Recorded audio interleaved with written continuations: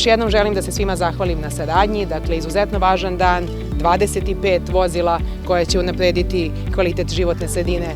Mi danas imamo na jednom mestu opremu vrednu skoro 3 miliona evra i ova slika nije svakako svakodnevna. Dakle, ovo je možda po prvi put u Subotici u čitavom okrugu da ovoliko opreme imate na jednom prostoru. Dakle, svi ovi 17 autosmećara, 8 autopodizača otići će u pomenutih 7 opština, odnosno jedan grad i 6 opština i to će značajno unaprediti kvalitet životne sredine i upravljanje čvrstim otpadom.